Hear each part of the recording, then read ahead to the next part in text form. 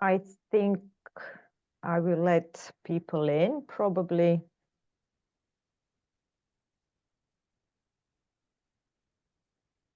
Please.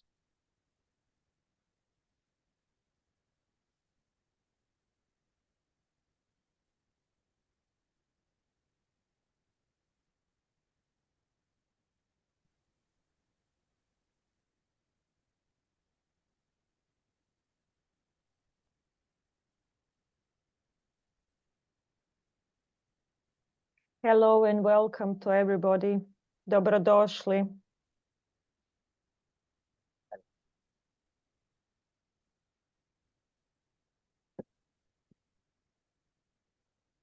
Evo, ljudi se još priključuju. There are some more people coming in. So if you don't mind, one more minute, we will wait and then we can start with the debate, if that's okay with everybody.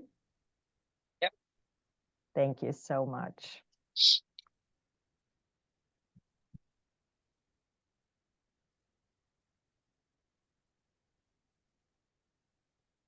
Yes, there are still people coming.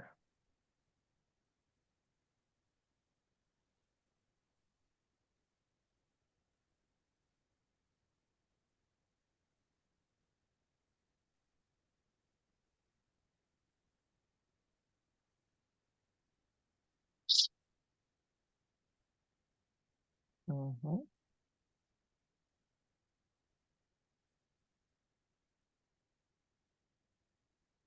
Welcome to all.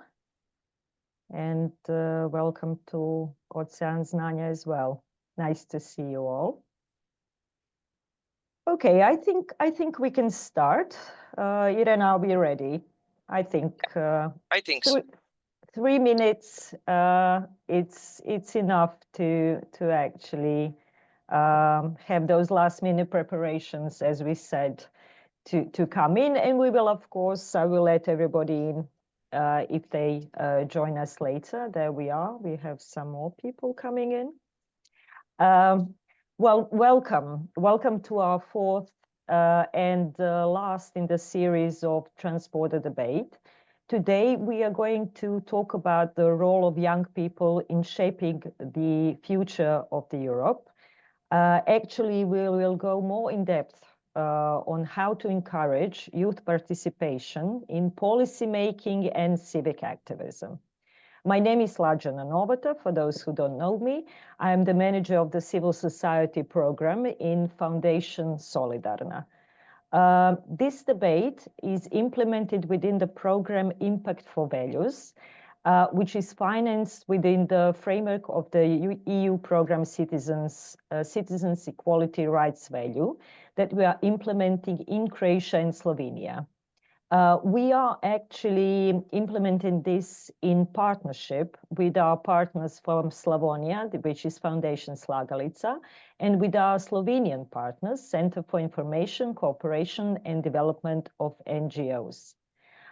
This is a re-granting program, but it's also very strong in the capacity building. So therefore, this transborder debate on some key issues facing today youth and also European Union.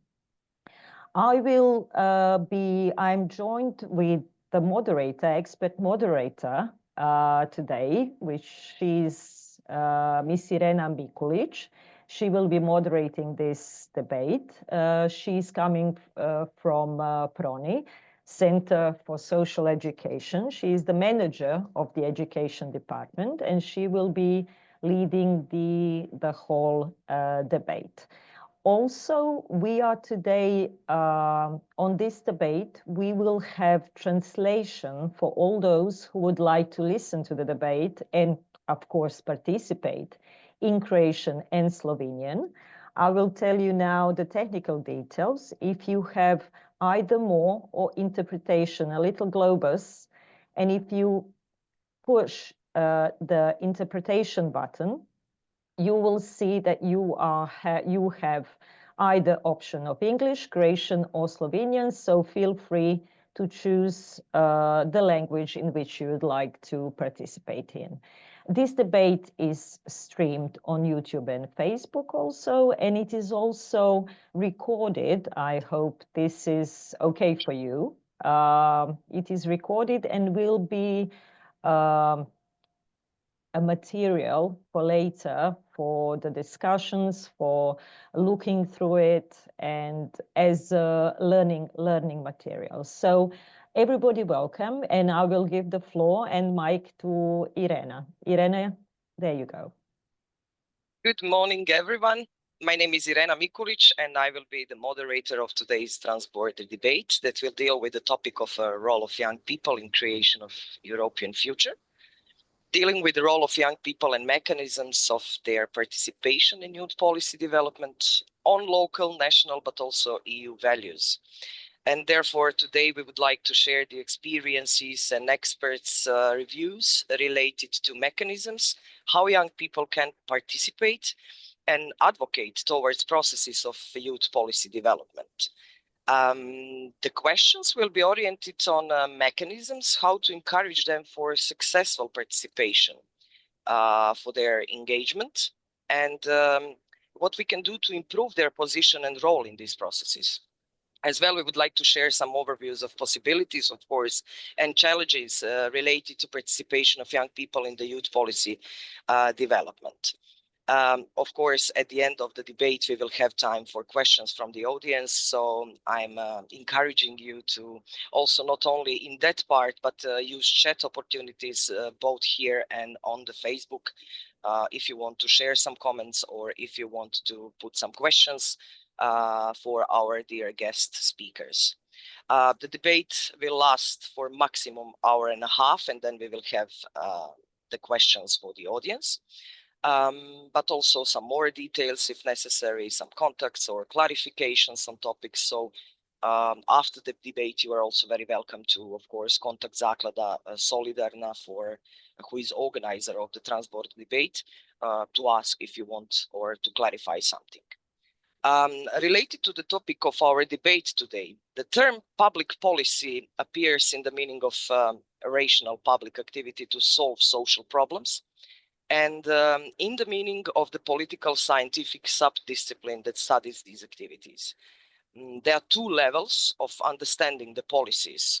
Especially, I would say, on the Balkan region, we are very good in understanding wrongly the politics and policies. So there are always debates about those two levels. So when politics is understood as a struggle for power and when it is understood as an activity to solve social problems. Today, we will, of course, deal with this part of solving the social problems related to young people.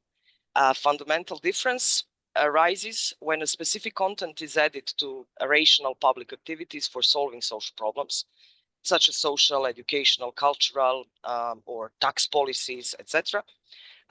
When one moves from the general level of policy development to the level of adjectival policies, let's say like this, which are at least nominally aimed at solving social issues. So the term policy refers to the aspect of politics that is centered on solving problems, not the struggle for power. The choice between alternative ways to solve these problems, not the creation of political patronage or any other ultimately rational, not an irrational view of political life. On the other side, public policy actors are individuals, formal or informal groups, organizations that on the basis of their formal competencies, but also interests and values, participate in these processes of creating policies that is trying to influence the design and implementation of solutions to public problems. One of the most important characteristics of public policy actors is their public nature. The statuses according to which they are classified as state and non-state actors or formal and non-formal actors. I will not go through the details, of course, of types of public actors, but there are various. They are, as I already mentioned, formal, which is connected mostly to legislative, to some functions in the government, etc., public administration. But also on the other side, we have the non-formal actors or stakeholders who are participating in the policy development, which includes individuals, which includes citizens, voters, mass media even, research organizations, economic actors, and all kind of or variety of civil society actors. The question is how youth policy development is understood and where are young people in this process. So therefore, today in this Zoom panel, we have guests whom I would like to introduce first of all to you. That we will be discussing about these specific topics. So with us today is Mrs. Alexandra Beweis from Austria, from Vienna. She's a youth worker, or let's say former youth worker, or this is something that doesn't expired, maybe.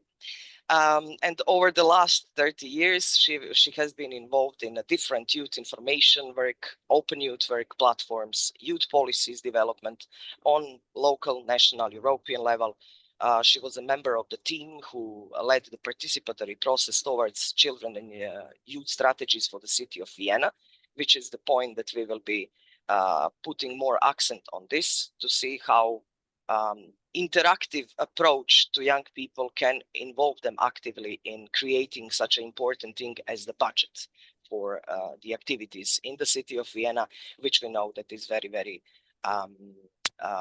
developed city. Now she is the head of the Wien Extra Department Stadtbox, if I correctly pronounced, an experimental space, which is for me very interesting for children and young people to think and discuss about life in their cities, which is the model that is usually tried to be tested or to be adjusted to different societies, but some are more successful, some are not successful, of course. And she's also in the team that is facilitating the citified youth parliament, co-creation workshops of the participatory youth budgets of 1 million euros and many smaller scales projects where children and young people are invited to participate. So thank you, Alexandra, for saving some space in your hard and rush time to be with us today. Then we have Mr. Marko Kovačić, which is PhD. He is Associate Professor of Public Policies and Political Sociology at the University of Rijeka in Croatia, specializing in youth and education policies. With over 15 years of experience in research, teaching, consultancy, he participates in numerous youth policy processes at the European level, so we cannot actually imagine the quality youth policy development without Marko's at least small inputs or comments or feedbacks on what we produced, but also when there is a research about it, then he's very much involved on different levels in these processes. Welcome, Marko, and thank you also for being with us today. This is very, very valuable input for us. Also, I would like to welcome Mr. Michael McLaughlin from Ireland. He's a member of European Economic and Social Committee. He's head of advocacy and communications with Ireland's largest youth organization, Youth Work Ireland. There he is responsible for policy, advocacy, communications, and lobbying. He's former member of the board of the National Youth Council of Ireland and former chairperson of Ireland's National Agency for the Erasmus Plus program. Legally qualified, he has formerly worked with Ireland's Institute of International and European Affairs and ESF Evaluation Unit. He has received a Master in International Relations. His particular fields of interest are international relations, social policy, EU external relations, youth and children, of course, advocacy, international and EU law. So Michael, welcome and thank you for being today with us. It is such a pleasure. And the sugar comes at the end, I would say. So with us is Mr. Nikica Torbica from Osijek, from Croatia. He's a history teacher by profession and a PhD student in educational sciences.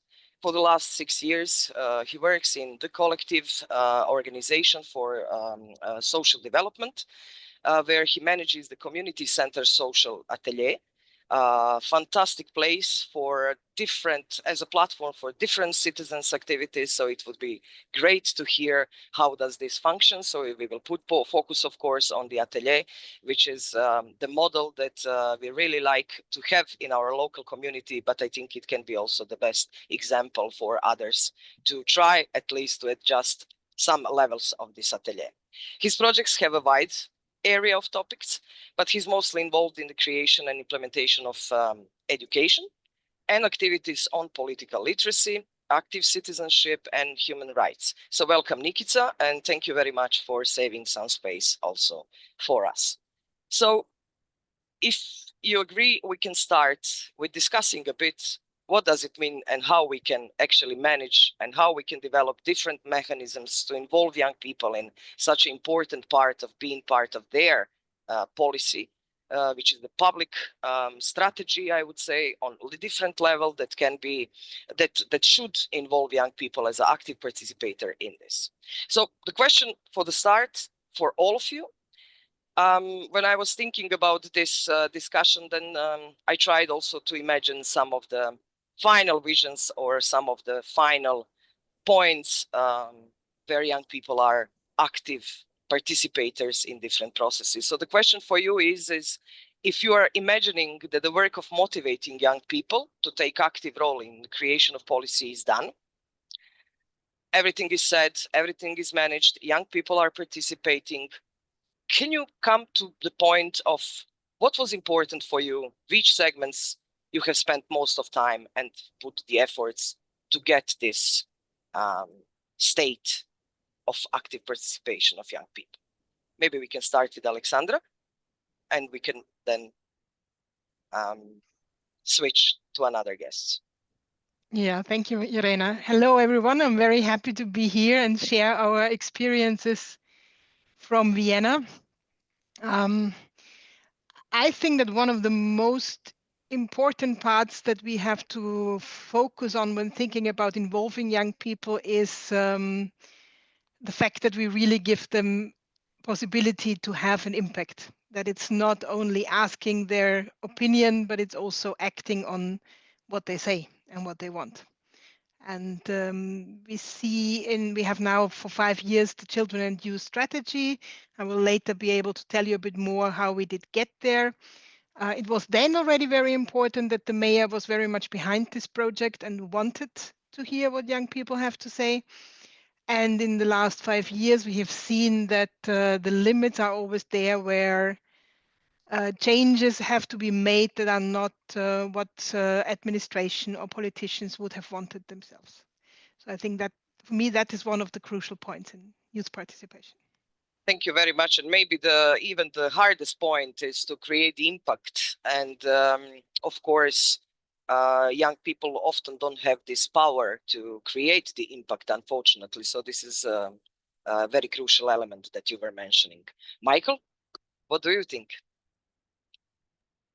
Thank you very much, Irena, and it's really good to be here. I think if I say where would I have spent most time to bring that about, it wouldn't be with the young people, because they're most of them are kind of ready and interested and motivated. It's with the kind of the system, whatever system that would be, government, local government, ministries, parliamentarians, civil servants, and kind of bureaucrats, because this kind of work, I think, as someone who's been involved in it for quite a while, and I'm not young, but I've certainly been involved in trying to make it happen. It's actually not that easy. And it kind of frustrates me when people think it's easy. Oh, just get a few young people, put them in the room there. There's a lot more processes behind that. You have to understand where different young people are coming from. You have some who are really ready to go. You know, they're already involved. They're just keen. They might come from more advantaged backgrounds, maybe, and then maybe some people who are disadvantaged backgrounds who find it harder. It's not always the case, but that might be the case. But the biggest obstacles are always on the other side of the table, to be frank. I suppose we're a youth organization, so I suppose we're naturally bringing people together, and we're naturally getting them ready and preparing them and making sure it all works and get the right people and all this kind of thing. And we struggle a bit. It's not that we need resources and all that, but I wouldn't worry too much if someone said, can you have 10 young people in with the Prime Minister next week? We'll do it. We'll have them ready. But getting that ask, well, in fact, we've never got that ask. Once or twice we've been asked to see officials there, but never the person themselves, for example, which would be quite interesting, you know. So I think we've got to work on the other side of the table. We need to get people in positions of authority thinking a bit differently, that as was just said, it's not just about having a few people in a room, it's about being open.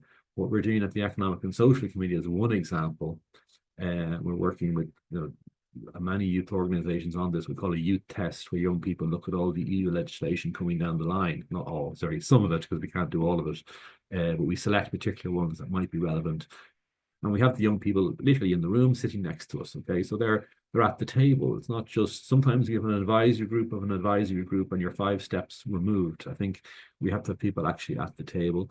And then to flip it then to the young people as well, what I'm doing more of now is explaining to them what the process is, that you're not going to be in charge tomorrow, okay? You're going to be at the table in the same way as other interest groups are at the table, but you're going to have a similar influence to the other interest groups, because nobody gets all their way in politics or in decision making. Nobody gets everything. There's compromise, there's trade-offs. But some of us, and if you look at you did mention actually I'm a lobbyist, and I increasingly, that used to be a dirty word, you know, because you're with big tech or tobacco or something, which I would never be with. But I increasingly say we're lobbying for a good cause. We're progressive lobbyists. So, and I have to kind of get that into the heads of young people too, because you're really up against it. Because a lot of the other interests, if you were looking at, let's say, the environment or public health, you're up against a lot of other people who are looking for something different. So we tend to have a lot of idealism in young people, and it's a terrible thing to say, but sometimes I have to temper the idealism and say, look, guys, you do understand you're up against other interest groups here, and you've got to get in there and be as good as them sometimes. And that's a lot to ask if you're still a student, if you're still doing other things.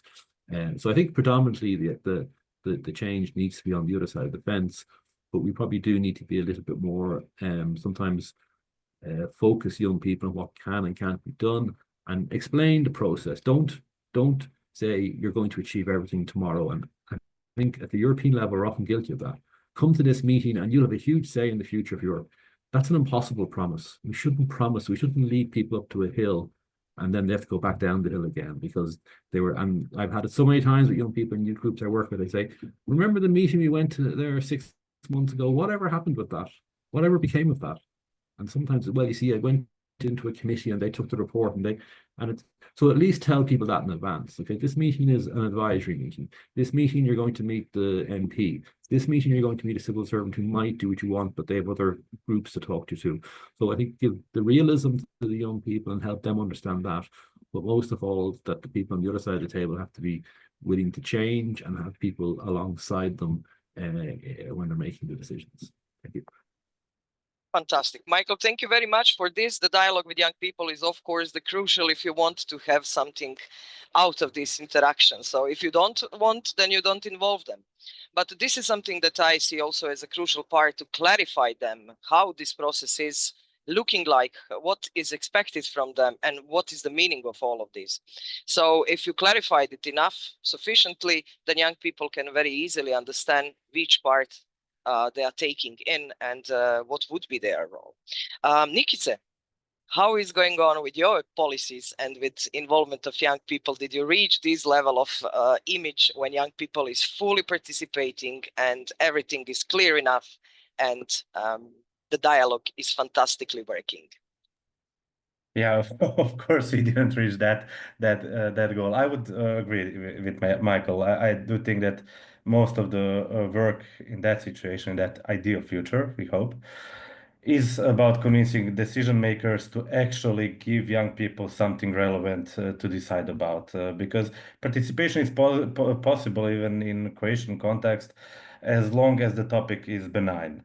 God forbid that the topic is maybe sensitive, controversial, where I think that deliberation would have biggest impact, then it's out of reach. So that's the main area where we should and will have to work in the future. Because I also don't think that it's hard to motivate young people, as long as they feel it's not only a formality, that it's that they are not only a part of some well-thought-of play theater, but that they will actually have influence. And I also agree with Michael, and I'm going to probably talk about it a little bit later. This process of introducing young people in policy making is something that is hard because it's a long process. It sometimes takes years and sometimes even decades. For young people, that's a big, long term where their interests, a situation of life, priorities completely change. That's why we are trying to do at a local level also parallelly some very short-term initiatives where they can feel the change, and that kind of fuels them for this longer game as well. But more on that later. Thank you, Nick. It's a lot. We will switch to Marco, of course, but there is something that you really importantly said, and it's a relation to their needs, to their interests. So young people like to participate in any kind of activities, in any kind of processes, if they see the relevance. So this is maybe something crucial out of this, what you just mentioned. Marco, you are really expert in youth policy development, not only in youth policies, in policies in general, but we are talking now about young people. So what is your vision of these segments? What is the most important to put accent on? Thank you, Irena. Thank you, �SLAGALICA, and thank you, SOLIDARNA Foundation, for opening actually this debate. I think it's very important, just to have a very structured public space where we can share, our opinions. And I'm going to continue actually with what Nikica and Michael, but also Alexandra to a certain extent actually pointed out. And basically, it goes in line with the idea of the public space. From my point of view, I think that we have to be aware, not all young people are interested in participation. Not all administration is not interested or disinterested in, allowing young people to participate. It's simply not binary. It's not black or white. And I think that we have to be aware of that.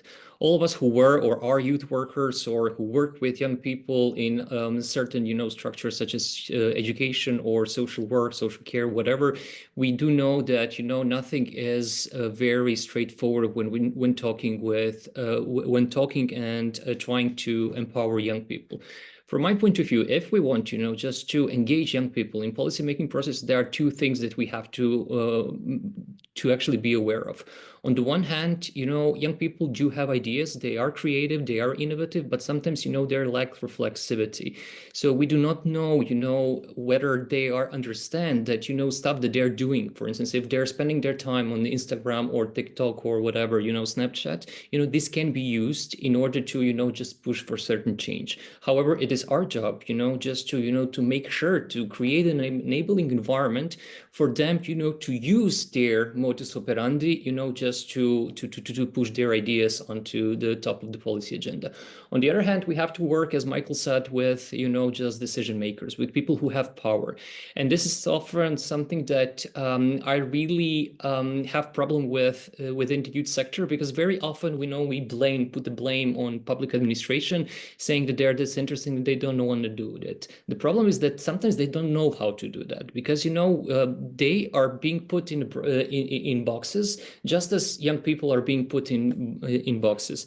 And I think that it's important, just to raise awareness among, officials and decision makers, but also, just the street level bureaucracy, because street level bureaucracy is the one who has basically power. So all those heads of units, just the heads of divisions, not necessarily politicians, are the one who can create, just a path, for young people to participate and to bring their ideas into the policy stream as such. Hence, I think that it's a role of youth workers, just to make, just some kind of educational programs, but also raising awareness campaigns for these people who can then, just utilize the ways of living among young people. To cut the long story short, I think that it's very important to create this public space where we will hear each other. Of course, this sometimes can sound as very vague and not necessarily, very concrete. But from my perspective, if you have, very clear idea what you want to achieve, and if you have, and then, just operationalize that both with young people and public administration and or decision makers, this is a way to go. There are numerous examples at the European level where, you know, this actually worked. You know, in some countries such as, I don't know, Austria also, I mean, has youth mainstreaming in action for quite some time, and it works to some extent.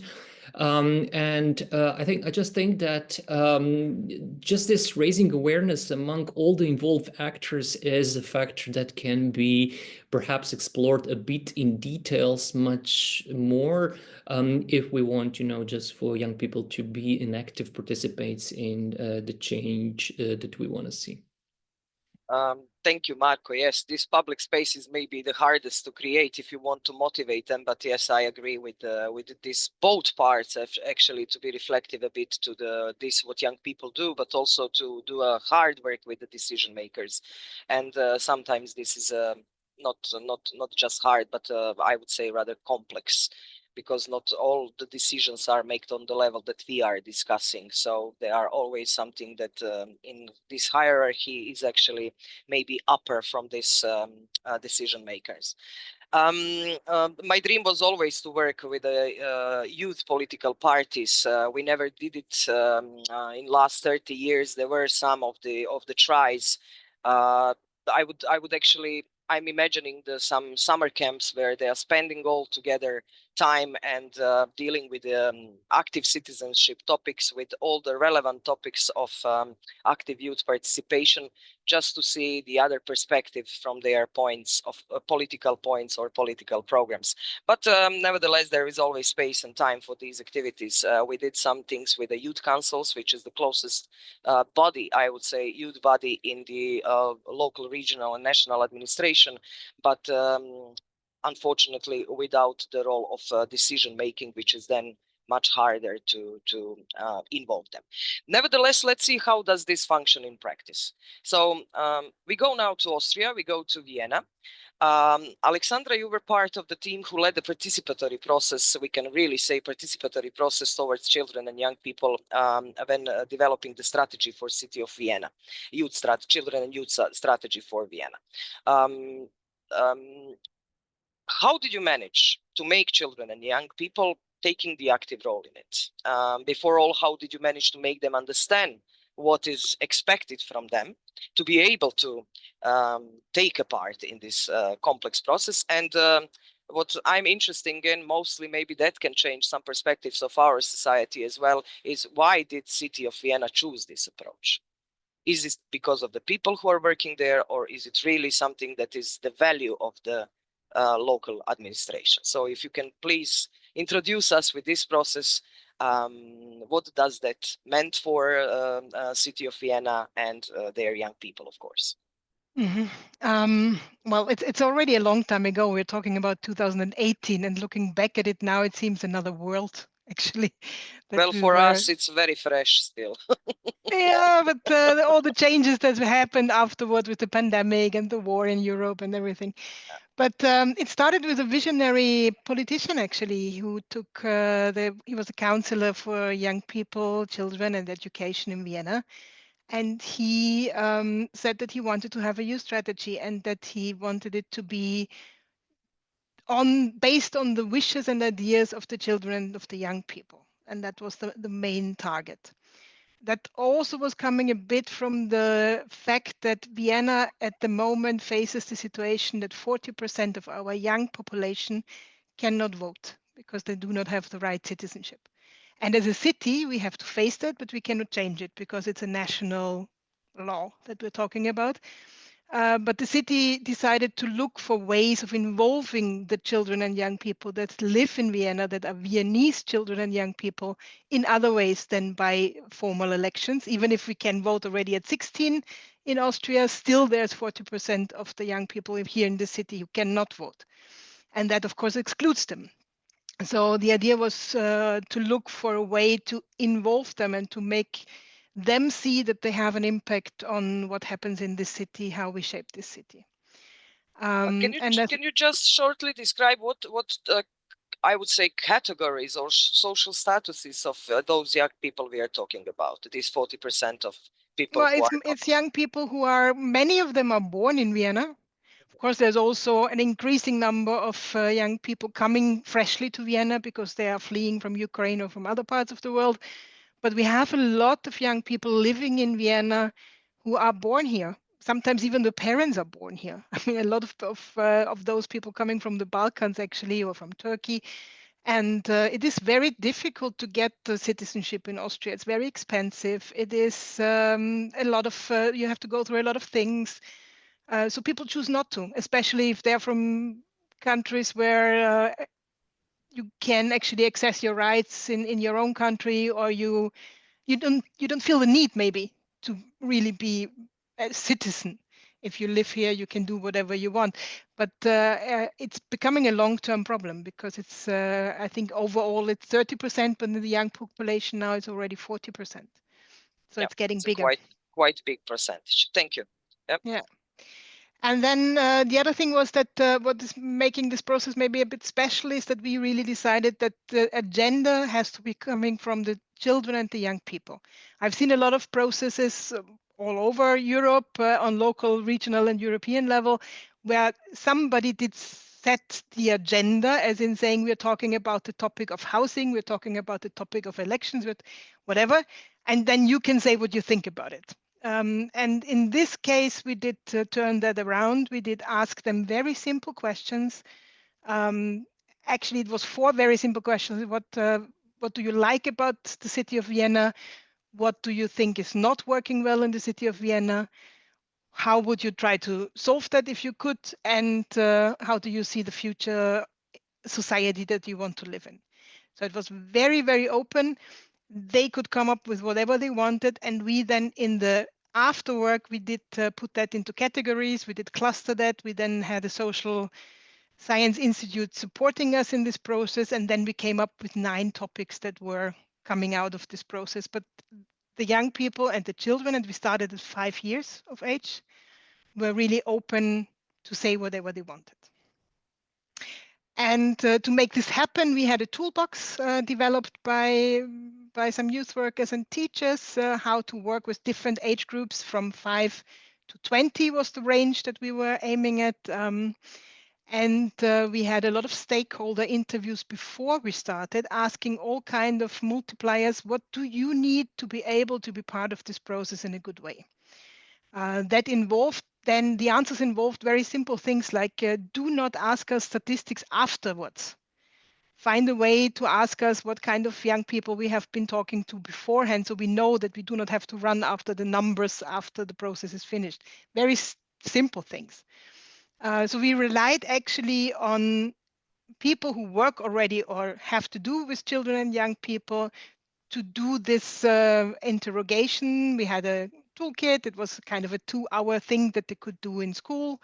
The kindergartens did spread it over months because, of course, you need more time to talk with the little children. Youth work also did find new ways to do it because they seldom have a group that wants to really work on 2 hours workshop, but they had big posters in the youth centers to collect things. So it was a various multipliers out there for us to get this all back. It was a rather short time of 6 weeks, basically, where we collected. And the mayor was very much behind the process. So we also had on the internet of the city of Vienna, you had a video of the mayor asking everybody to be part of this and to actively contribute to it. That goes to teachers, that goes also to the other departments of the city. That was actually the main thing. The mayor then said the benchmark for him to take this really serious is that 10,000 young people are involved. And that made us rather nervous because that's a huge number.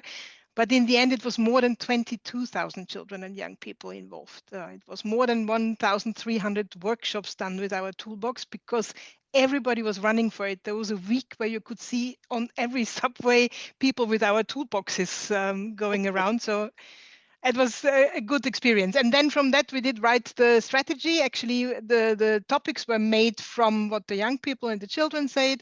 And then the experts of the city were invited to give their input on it. So they were asked, what do you already do to reach those aims? And what is your suggestion that we should do so we reach these aims? And in the end, we then had a children and youth strategy until 2025. So it's now running out with 193 measures, which the city promised to do to make this the most children and youth friendly city in the world. So that's a bit the vision behind it.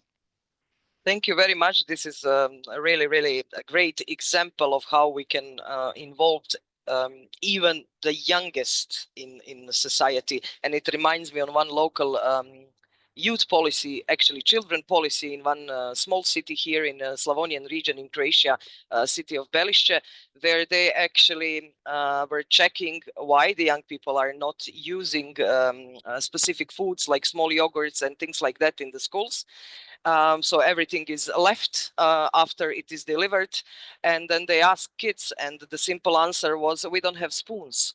So it's something that they really can be really honest and really doing the reality and explaining the reality from their point of view. So thank you, Alexandra. We will switch immediately on the next questions, which is related with the open space that you are trying to. Is it in a way something that is based even on this process of youth policy development in Vienna? The open space where we are trying actually experimental space for children and young people, where we are trying to give them possibility to discuss about life in their cities.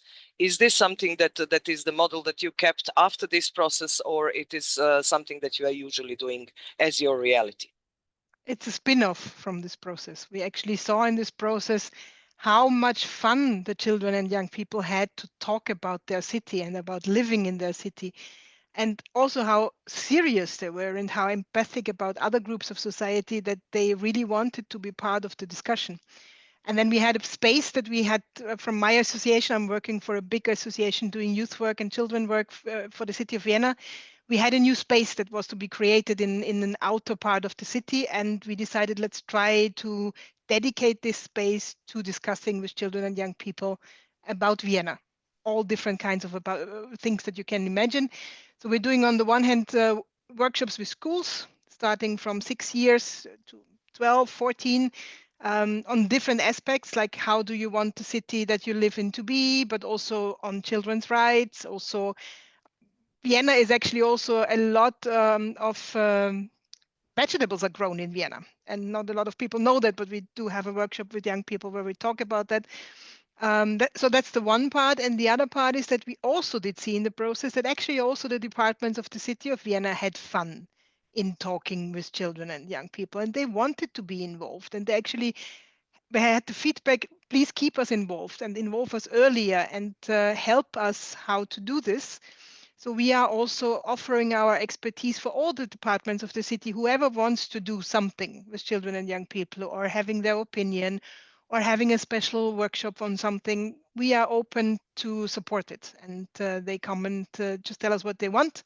We had the environment department. We had a workshop with young people on nuclear power. So that's something we would not have thought about ourselves, but they came and wanted to do this. And yeah, it's spreading wider and wider, and it's becoming more and more part of the DNA of the city to also ask the children and the young people. Fantastic. And it's really inspiring, probably, to have them all the time involved, and also for the politicians which don't have much connection, I would say, in daily life of kids and children, if they don't have, of course, their own. But yeah, those models are really something that is opening the space. And this, what Marko mentioned, it is very important to have the active outside of our visions or our own ways of how we are doing the policy or administration. So it's quite a great example of how city of Vienna actually put all the efforts to involve young children and youth. And this, what I like, is that you didn't forget about this 40%, almost 40% of people who are nowhere, actually, if they are not equal citizens. 𝐾𝐨𝐿, related to the citizens, you have great model of open space, and this is social atelier in the city of Osijek. This is the program of the Collective Organization for Social Development, and it is meant for co-creation of different programs with citizens and their actions in community. Why this is important and how does this community center function? Can you tell us a bit more? How do you make or how do you motivate citizens to be co-creators in your programs? Yeah, thank you, Irena, for this question. So yeah, Social AT is now around 3.5 years. And we actually, from the beginning, we knew that we wanted this space to be participatory, to be citizen-led, not only youth, because we don't work only with youth, although youth are our biggest target group.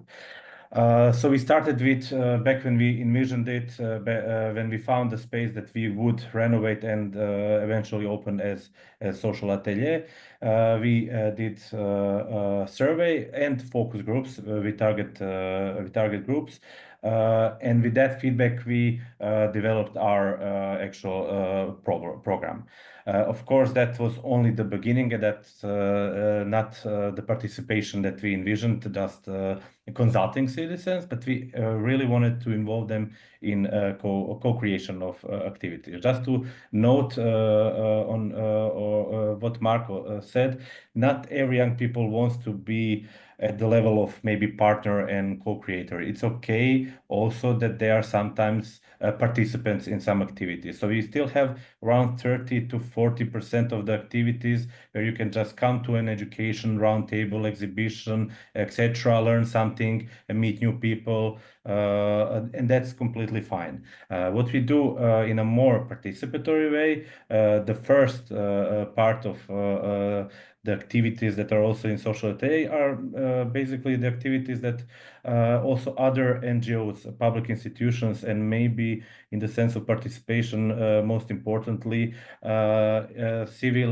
citizens initiatives do in our space. So we provide the space for others as well. And I said mostly important for citizen initiatives in the sense that there are many initiatives that are not legal entity and that really are lacking a space where they could have their activities, so they use our space. That's one part of the co-creation. What we are even more proud of is the part that we do have this envision in long term to kind of be a mentoring hub for active citizens. So we do this two ways. First off, a lot of our projects have this participatory part written in them, and if we are having some education, for instance, we had education 2 weeks ago, and we did not only do this education for the young people, but we included 8 volunteers in co-developing first the curricula and then also co-leading parts, sessions of that education. So they were a part of the young people that were participants, and 8 of them that were co-leading the education. And there are a lot of these types of activities that we do with our volunteer club, where we meet every couple of weeks, and in like 3 to 4 months period, we find an issue or something that we want to address. We do a little bit of desk research or maybe communicate with some expert on that topic. And then we brainstorm, envision an activity or event or a program or whatever. And we try to do this at the community center. And the long-term approach is that we would like to have more and more citizens that come with their ideas without our initiatives, especially young people, that they come and say, we have this and this problem, we are motivated to act, but we maybe lack some concrete competence, we lack some support. Could you help us with this? This is more and more also happening, and that's what we are proud of. We knew if we initiated enough partnership, that in the long term will become sort of a focal point in the community. When somebody says, I have an idea, where could I do this? Yeah, did you hear about Social Atelier? They do this and this. So this is the long-term plan, and this is something that is happening more and more. Of course, it's not all rainbows and sunshines.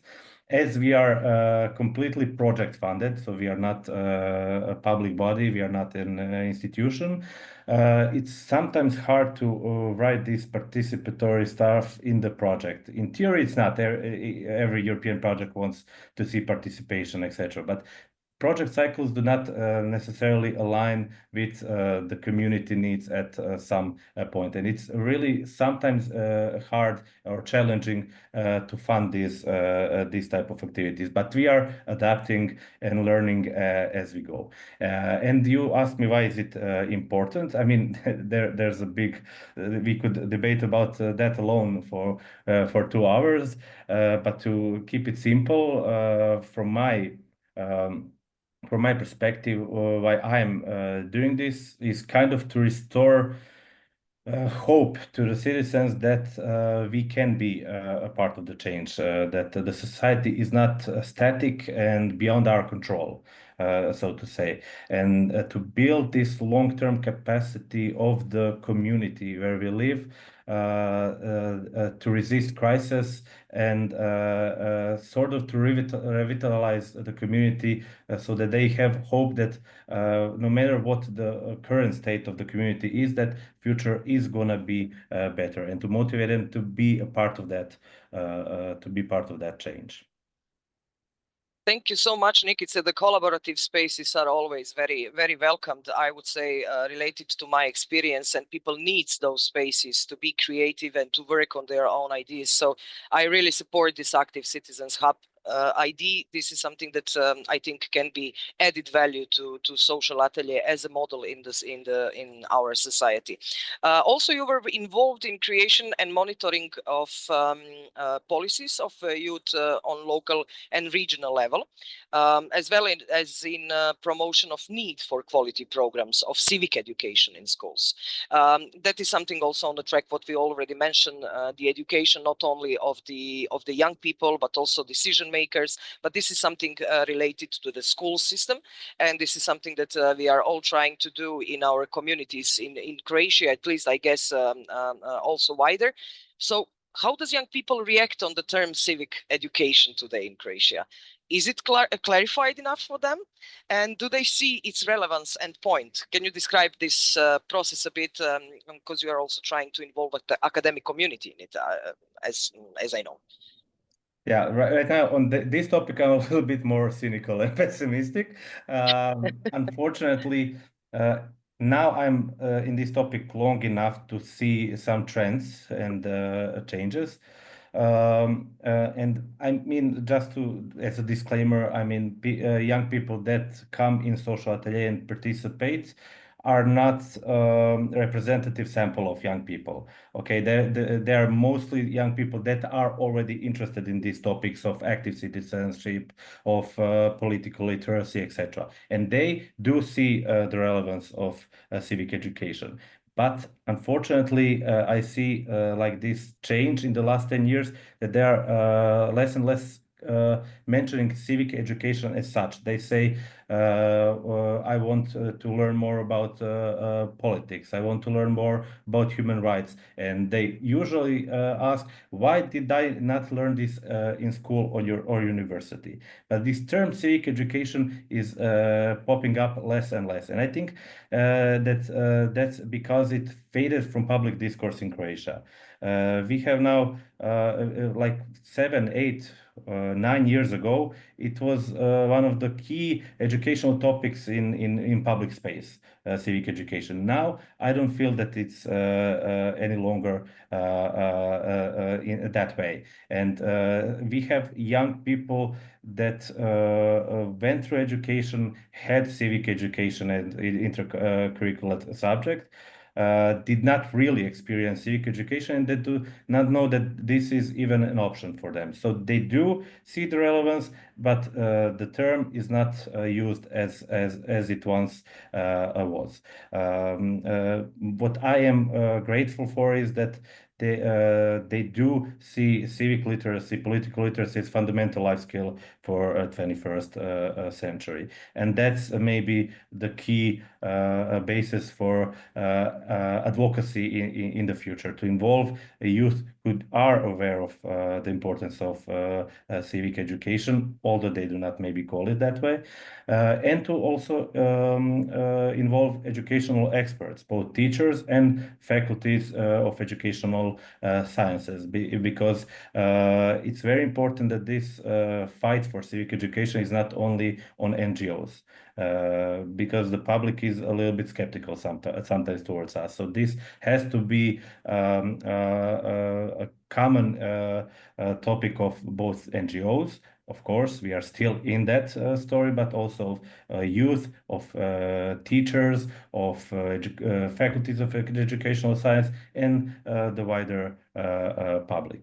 So that is important. And just because you asked me about the academia, I mean, I do see even there what's the status of civic education in Croatia, because some of them are interested because that would the content, if they would introduce this content into, for instance, Faculty of Educational Sciences, it would be sort of to differentiate themselves from others, to position themselves as someone who is thinking about their broader role in the community. And that actually speaks enough about that we still don't see civic education as basic or fundamental requirement for teachers training, but as an added value. And that's something that I see problematic.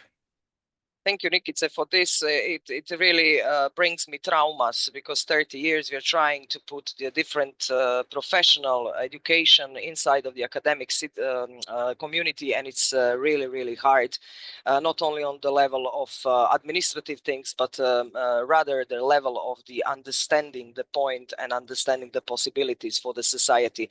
I remember the Netherlands. I spent a lot of time in the Netherlands in the last 30 years, and what reminds me this, what you were talking about, is active role of young people taking things in their hands. There were a small community called Wageningen in the Netherlands. In 1993, the kids in the secondary school, not kids, but young people in secondary schools related to the war in Croatia, decided to help some of the communities here.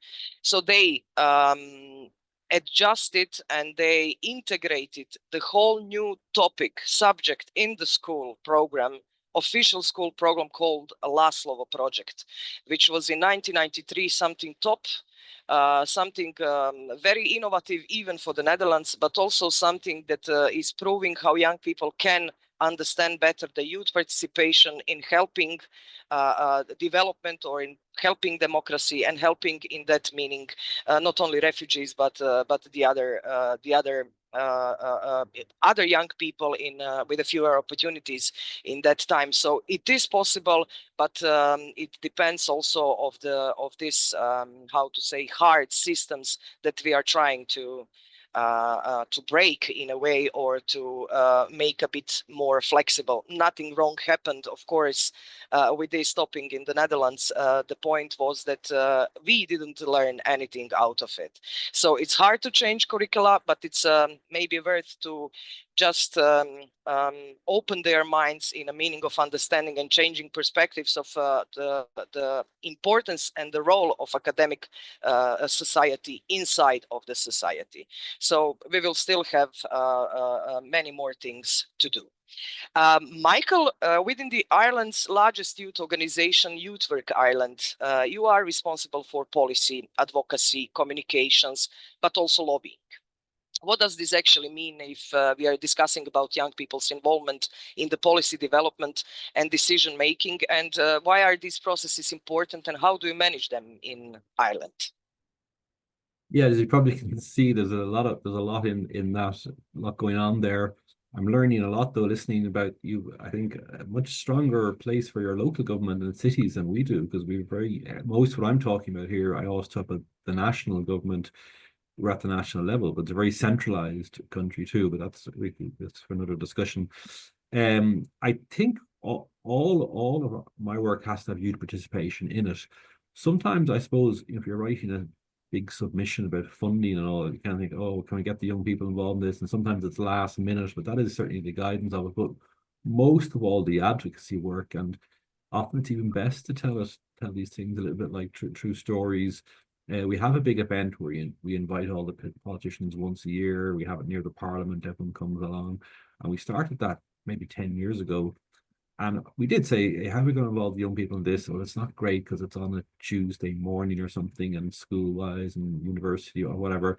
So we said, yeah, we'll certainly put the word out and whatever. We had a few young people at the first event, but it was often more the staff and the youth workers. But over the course of 7 or 8 years, young people more and more took over that event. They took it over. They said, we want to be there too. And this is a really important lesson for us as the youth organization. We probably didn't plan the youth engagement and participation in that work as well as we should. And another thing around the same time, our government set up a constitutional convention, which is a really important thing, to review the constitution. Is it up to date? Look at the basic law of the country. And they had this kind of idea, which you've seen now in the Conference of the Future of Europe. You have ordinary people on the street randomly selected with politicians. But there was no real youth engagement, and we were asking for it, and it can't be done. It's too short notice. So we said we'd do something ourselves, and we did, and we were lucky that we got the people organizing the convention along, and we were really happy with this. And then they invited the young people we had, some of the young people we had, to one of their sessions. So this was like great success, great youth participation. And they had a few asks. They had 4 or 5 things they wanted to see in terms of constitutional change. And they're quite serious things about, climate law, about reproductive rights, about marriage equality, those kind of things, a lot of which did progress afterwards. But what was most interesting was politicians there, and very big names in the political world. And when the young people made their presentation, most of them said, oh, well done, that was great. Oh, that was really good. Didn't you do well? And to be honest, nothing enrages young people more than that. And it was well-meaning, back to what Marco said. I think we've got to teach people and we've got to work with them as a youth organization and reach out to them, because this was the worst thing. Because what they really wanted was someone to say, actually, we can't really have a climate law in our constitution because it wouldn't work because of A, B, and C. They wanted a debate, and that's what most of us would have in a policy process. We'd have you'd actually get pushback. You might even have a little argument, not a big one, but you might someone say, listen, guys, let's hope it's the idealistic, or we can't afford it, or whatever, but you'd be having this over and back. You'd be having an exchange where one set of people want something and the other set of people are probably trying to help them and say, yeah, we'll compromise, we'll meet you halfway on that. So if most of us went in as a rural group or as an environmental group or a women's group, that's what we'd expect. We wouldn't expect people to say, oh, well done, thank you, you did great. And then some young people think well done means we've agreed to everything. Of course, they haven't agreed to everything, So I suppose putting all those things together, and I think what I said earlier again, I want people in the system to feel, not in a negative way, a bit of pressure, and that's our political culture. Because I see the groups that are succeeding, the farmers. I see we had restaurant people who wanted a better deal on tax recently, and they got it because they're bringing a whole base, a community basis with them, and they're putting pressure. They're putting on pressure, and I think we're slightly sometimes deceiving young people to say, come to this event, meet the politicians, and everything will be fine. And Nikita said, I think someone else or Marco, that it's a long process, and you as a young person mightn't even see the end of it. It might be the next group to come behind you who deliver the final change. But it has to be this interactive process, and you have to be taken seriously. And the way you see that is if people feel a little bit of pressure, I think I better do something, because a lot of young people are on to me, or a lot of young people and their parents are getting on to me. Because sometimes we know that we had in our statistical office did an analysis of electoral turnout. Every 10 years, turnout in elections goes up. So the biggest turnout is in the over 65s, and the lowest turnout is in the under 25s, and it's still the case today. So we have a big job of work there to do, in fairness, on our side, because if you're not turning out and you're not voting and you're not putting that pressure on, it's not that people are mean or don't want to do it. They're just going to respond to where they're getting the pressure from, and that's an education process we're trying to do with our own organization at the moment to get them more focused on that. So it's an equality issue. Think about what other sectors and other groups and people in the NGO sector will notice. Think of how all the other sectors and NGOs are interacting and how they're getting results. And then young people should be, as much as possible, on a par with that. They should be in the same space, getting the same thing, having the same discussion, and not this kind of, you know, slightly patronizing, what people are calling youth washing. We really need to avoid that. Yeah.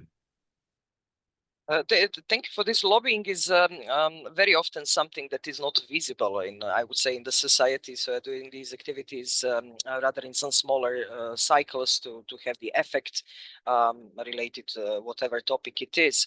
But what do you think about how to make visible these processes of youth policy that the young people can really be informed about it? You are also former member of board of National Youth Council of Ireland. Does young people see National Youth Council in Ireland? Do they understand the role of the council, and which particular actions it is most visible in public? So from my point of view, sometimes the really big number of young people doesn't know that some of the processes of youth policy was going on. You cannot touch all of them. You cannot come to all of them. You cannot inform them. How to make these processes actually visible in society so that young people can get this information, get this clarification that we already mentioned, and then rather take part or decide to be part of this policy making. Yeah, I think that our youth council is like social partners that's involved in that kind of civil dialogue in so much as we have it. I think that I don't speak for them, but I think they themselves would say that they're not overly concerned about being visible. They want to enable all the youth organizations do the work. And I mean, youth policy, we have documents, we have strategies, we have funding. So in that sense, it's good. We always want more and better, and there's a lot of detail there. But I think the bigger picture is for policy in general is that youth is I wouldn't say unique, but it's like it crosses all these policy areas. So how the housing crisis we have is a huge issue for young people, but it's not the same issue as for older people, like people who maybe in their 30s. We have a culture of buying your house, just that's the way it is historically. But young people aren't going to do that for a while. They're going to rent when they're young. And there's huge issues around that, how the rental market works, how the rights they have they don't have the same rights as other people. So that's just one issue that we have to work on. It wouldn't be our youth ministry, it would be the housing ministry, and we're not so well maybe embedded in all of those places. So we have youth policy as in the youth work and the funding of the youth organizations, but then we have what we call youth interests, I suppose, which could be health, education. There's a lot of them, and for small NGOs to cover them all is difficult. So we're not too worried about what organization does it. We try to do it. We have a culture and a history of it. Others do it too. We have some structures that the government has set up. They could be better. The main thing is that we see young people in the debate. We see them at the table. I think we take it on a lot more than others. Maybe we push it a lot more because we feel we don't see it enough. But we're not hung up on us or the Youth Council getting the credit or anything like that. I think the main thing is that happened. I see that very much at the European level too, like at this European Youth Conference at the moment. And there's loads of people who've had all sorts of journeys to get there. And that's all. As long as someone is helping on the journey and the journey has been made, I think that's the main thing. And I may have to leave in about 10 minutes, apologies, yep. So I mightn't get back again, but all the best. I'm contactable through the organizers, of course, no problem. I will shortly come to you before you leave us. What I would like to ask is, Marco, so we already mentioned something in the beginning about it, but I really like to hear your opinion. So often we have many young people involved in researches, analyses, discussions, co-creation of specific goals, of policies, defining priorities, measures, setting concrete some examples, activities, projects, etc., that people suggest or involve in the documents. We also know that once when a document is created, it needs to pass all necessary administrative procedures, public discussions, decision-making and acceptance on the topest level. But then nothing happened. After that, often nothing happened. So how we can change it? You have huge experience in researching the youth issues, in the development processes of youth policies. Is there something specific that we are missing all the time? Why this is, maybe this is connected also to the lobbying, maybe it is also advocating part of the priorities, but we are very, how to say, tiny in this. We are missing crucial part, I would say, of implementation and following the implementation of the youth policies. Why they are not implementing and what we are doing wrong in our societies? Wow, this is a million-dollar question that I'm not sure that I'm gonna be able to give you the answer that you're seeking to. But from my point of view, the problem is twofold. On the one hand, the problem lays within young people, of course, because we have to work with them in a way that we have to boost their confidence. We have to explain to them why participation matters, even though, as Michael said in his first answer, the immediate effect will not be visible very soon. And and it is very difficult in the whole overall atmosphere of apathy and cynicism that we are experiencing across Europe, I would say, but not only across Europe, I would say across the world as such. So on the one hand, we have to boost their confidence, that participation matters and the democracy matters. So it's a much bigger, just debate than just, involving young people. I think the question is about the involving citizens.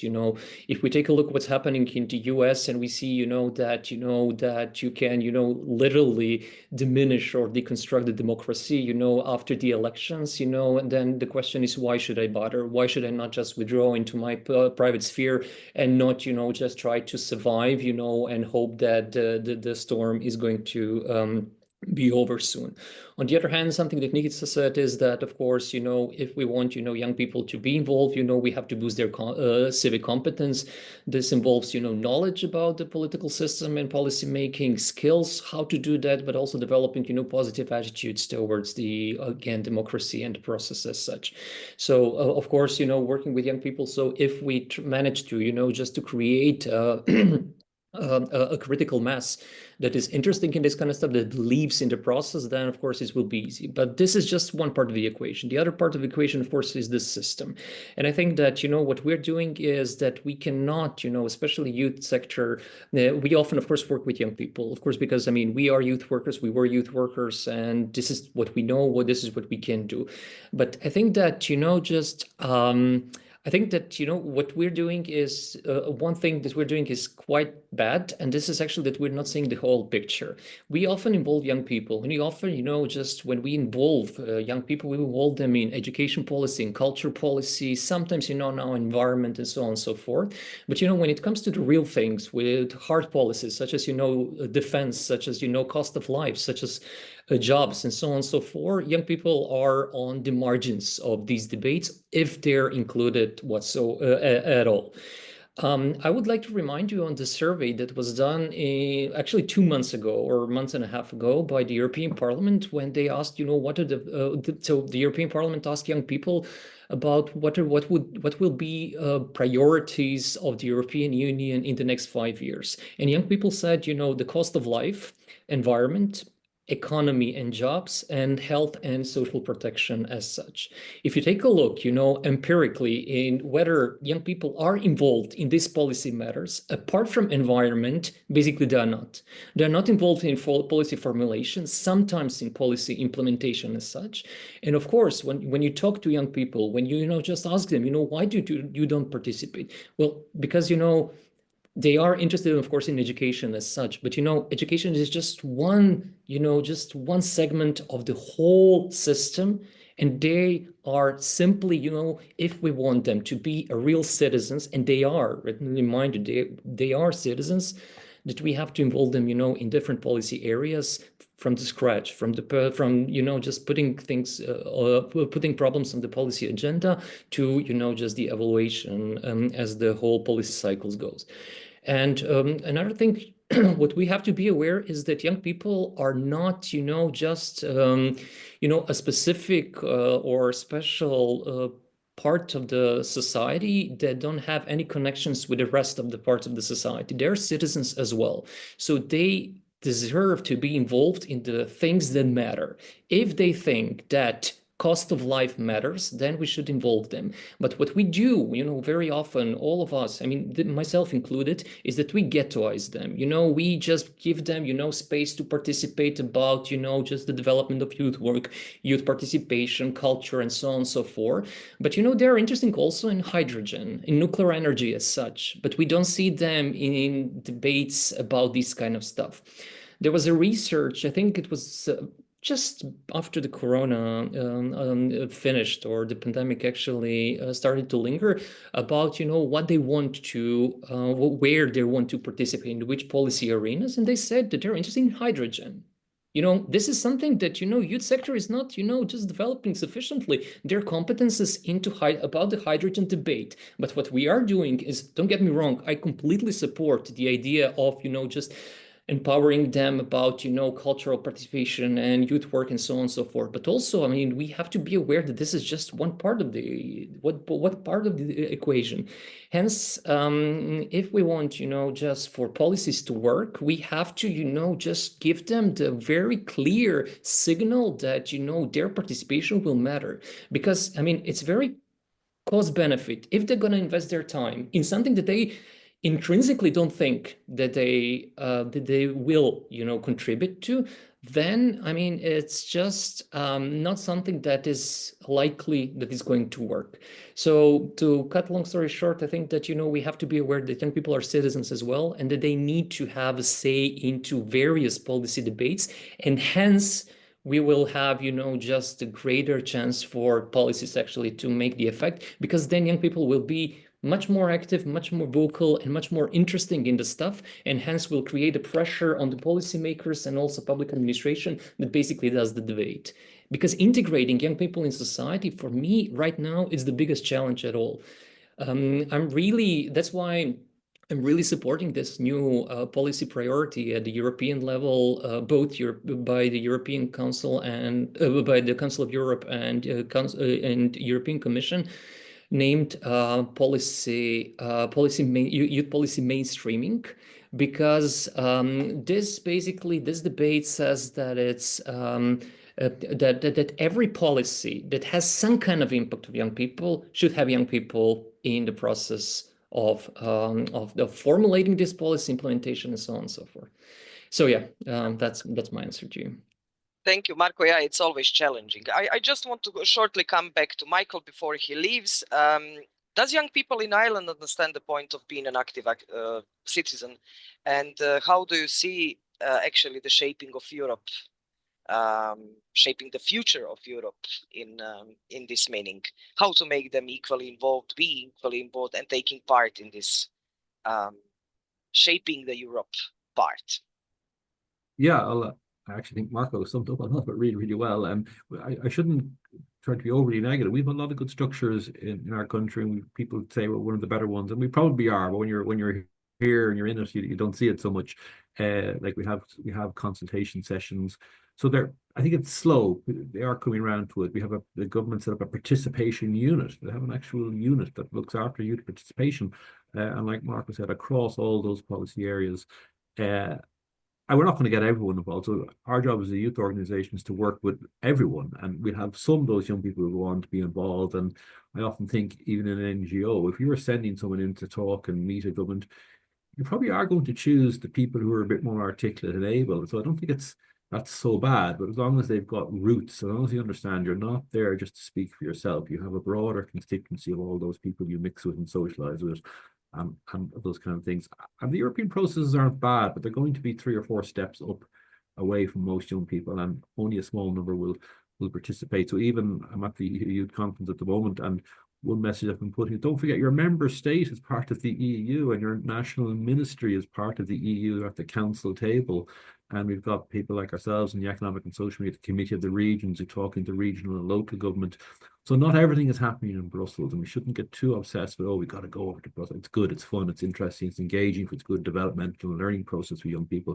But increasingly, I'm thinking a lot of those questions, the cross-sectoral issues and housing and environment, I'll be bringing young people into our national parliament and into the local government and into I'm not worrying too much about going to Brussels, because the powers are limited enough, even though they are showing good leadership on that issue. So we've got to keep it local as well and keep in touch with our base. I think that's very important. Thank you. Thank you so much, and thank you very much for your input, and thank you very much for your time. So yeah, see you next time, and see you in some more occasions, hopefully. Thank you, Michael. Yeah, this local level is always maybe the easiest to act with young people, but in the same time very hard and very complex when talking about youth policy implementation. Also, there were some aspects that you, Marco, mentioned about the involving of other citizens as well, not only young people, but the others in a way of monitoring or taking part in it and supporting the youth policies. So what I wanted to ask is the question to Alexandra. We believe that the process in your local administration actually towards young people is more than valuable examples. So can you explain the part about this youth budgeting? It's something that is maybe illustrating well how young people can, on a local level, even because Vienna is a capital, so maybe it also, I believe it influences as well on the other young people, not only from local community of Vienna. But can you tell us more about how young people are involved in creating and managing the budget of 1 million euros? Who gave them open hands for using 1 million for their activities or whatever life they have? We also heard that cost of lives are something, or any kind of parts of life is important for young people to be, children, young people to be involved in it. Vienna recognized this part, and Austria recognized this part and gave the open space for young people to deal with 1 million euros of their own youth budget. So can you a bit explain how does this look like? How they are engaged in something, and what are the other citizens thinking about? Yeah, I'd love to. I mean, this is the most concrete outcome that we have actually within the children and youth strategy, because I can relate very much to what Marco just said. I feel that we sometimes let them down because we do, I mean, at least in our process, we did involve them in a lot of the topics. But for example, in our youth parliament, we see that the environmental group is getting smaller and smaller. They are not wanting to discuss it anymore. And when we ask why, they are saying, we told you, we said everything we had to say, nothing is happening, you're not acting on it. So we're not wanting to discuss this anymore, we're moving on to other subjects. And I think that's a very sad thing to happen. But on the positive side, we have this 1 million children and youth budget, which is €1 million that the young people and children decide on. That is always a cycle. In the autumn, they are asked to hand in ideas. So whatever you can come up with as a young person that you would like to do, you can hand in, as long as it is in Vienna, as a responsibility of the city of Vienna, and costs at least €50,000. Because this budget, we have a lot of local, very local, district-wise smaller budgets as well for small projects like the party in the park or a bench here or there. But this budget is meant for bigger citywide things. And so it's €50,000 minimum, and it has to be handed in by somebody living in Vienna between the age of 5 and 20 and being in Vienna. And then they can hand in all kinds of ideas. We then have a process of going through those ideas first in our team, if they meet the criteria, and then it's sent to a quick check to all the districts of Vienna, but also to all the departments of the city that are involved to say, does this go or not? Is there anything that speaks against it? With the eyes that we try to do it if possible, also if we have to change things. And then we have the main thing, which is the co-creation phase, where we do invite the people who had the idea and the departments of the city and the districts of the city, which are very important in Vienna, to come together and to discuss how this vague idea that it usually is can become a real project where we can put a budget on, where we know where it's going to happen, a concrete address, a place, if it's a place thing that has a place, And yeah, then from this we make projects. We have usually around 250 ideas coming in and around 70 projects coming out of that. And those projects are then given a budget, they are given a description, and then they are put on an online platform where everybody between 5 and 20 in Vienna can vote on. And then we had last circle, we had 10 winning projects coming out of that. And also there, the idea or the sometimes you have the feeling that people think, it's going to be skate park and another park thing and some other fun thing. And winning projects were, for example, psychological help in the youth centers in one district of Vienna, or free menstruation articles for young women in different schools in Vienna. So it is very much more connected to a lot of other things and not only the fun and spare time idea that some people have of what young people mean. This is actually a fantastic way. Thank you for this input. This is fantastic way of creating what I asked Michael about, visibility of different ideas, the visibility of different social solutions. And it would be great if all the administration in the world can participate and involve young people on that way to vote for something that they need, to vote for the ideas they recognize as needed, as necessary, as interesting, as something that supports the quality of the life. Is it the idea also of that one visionary politician that was before, that you mentioned before, or it is completely other team of people who set this idea on with the budget? No, I mean, the initial idea did come from him, but he never implemented it because he moved on to other subjects. Okay. And somebody else had to implement it. I'd like to meet that guy, really, honestly. Okay, talking about local level, Nikice, you are very much involved in many different processes in our local community, and thank you for this. One of these fantastic places or platforms for young people was Mlatforma, or is Mlatforma. Let's correct myself, is Mlatforma. The youth initiative in city of Osijek, where you try to engage non-formally young people in several activities, but also in monitoring democratic processes. For this example, we have the example of Mlatforma monitoring the process of elections, of local elections. Very important part, I would say, in democracy, but also in raising young people to act responsibly towards the policy and politics. So, for example, what you did is that you involved pre-election questioning of the candidates from different political parties. And also what you did is analysis of how much their programs are intended for young people, how much they are oriented on young people, and how much their priorities are oriented or focusing towards young people. How did you come to this fantastic idea?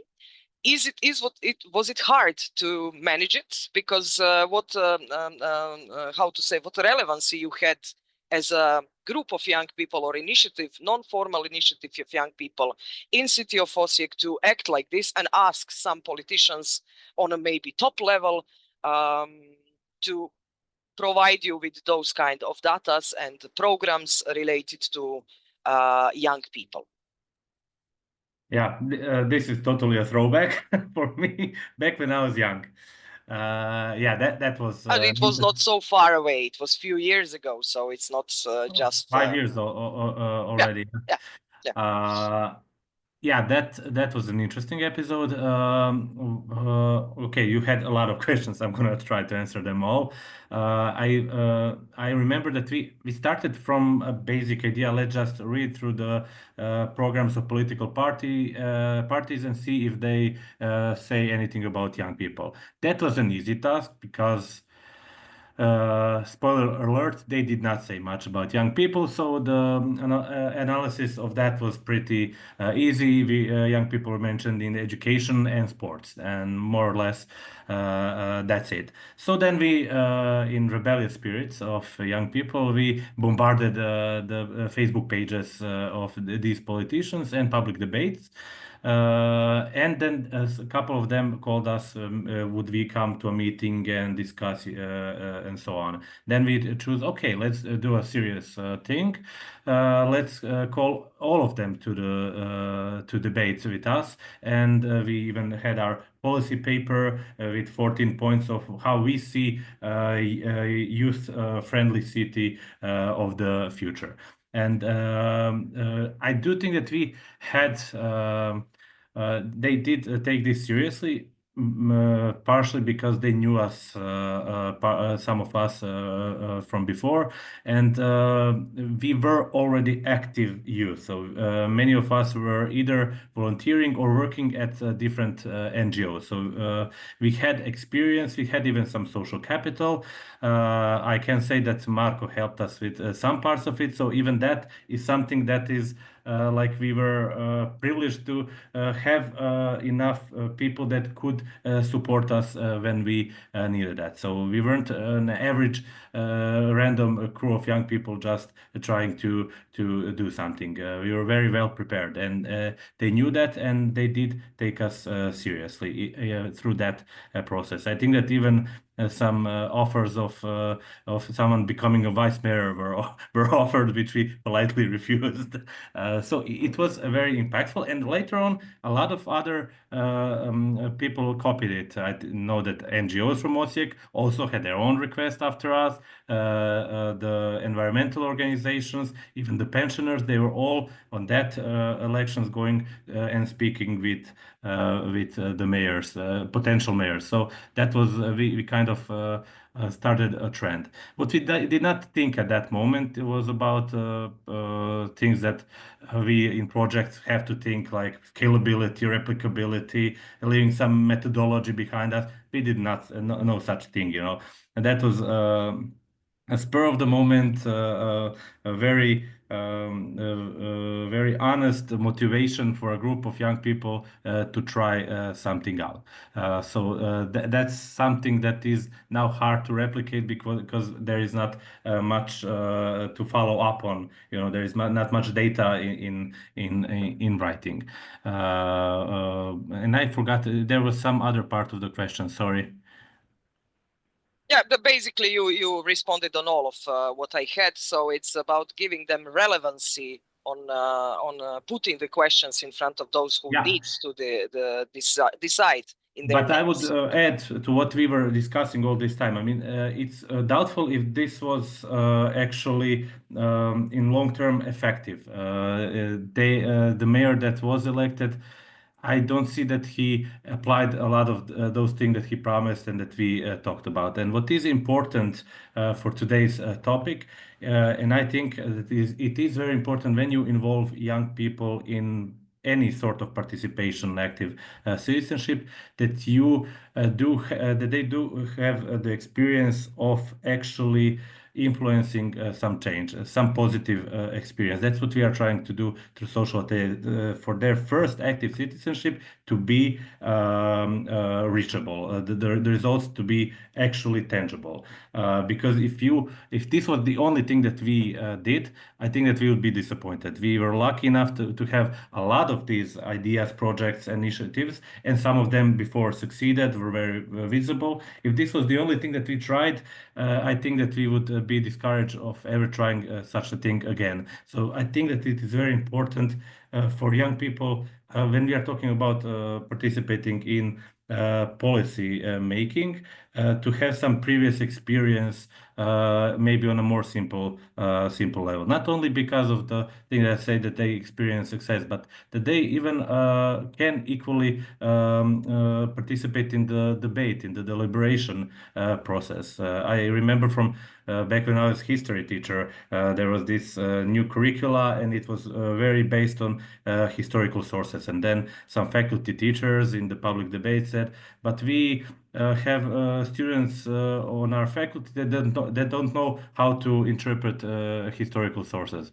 Well, sure they don't, because they are meeting them for the first time. The same is with the participation. If you are participating for the first time in a very serious topic, you cannot equally participate, no matter how skilled the facilitator is. So I think that there is a big part has to be having activities, simpler activities, first participatory experience that will result in some tangible short-term gain to motivate young people to return and maybe then endure a longer process of policy making. And let's be honest, not all processes result in success. And that's also okay. But it's very important that the first experience maybe is successful for young people to come back. Thank you, 𝐘𝐨𝐿, because I do believe, and my personal experience, when I was 16, I started to be peace activist, and then the other things are history. But what I wanted to say is the youth initiatives in particular moments are sometimes very crucial. So this, what you did through Platforma, not only that, but also hate speech on the walls in city of Osijek, and many other things, supporting also the Women's Day, etc., is something that is really important. But the point is, what I'm always sorry is that we are not paying attention long term on those who were initiating something, but we are rather changing the initiatives, or we don't have enough of people who can prolong these initiatives and continue to work on different ideas. So maybe this is something that we will have in some other moments, time and place to discuss how we can support young people in very different local communities, the smallest and the biggest, to take active role, to be brave enough, and to better be motivated to stay and have continuous active role in our local communities. Our time is running. So we need to come back to the last question that I will put in front of you, and it's about how do you see the perspectives and how do you see the future of Europe related to young people, how they can be included in shaping Europe, and what does this mean for you, shaping the Europe as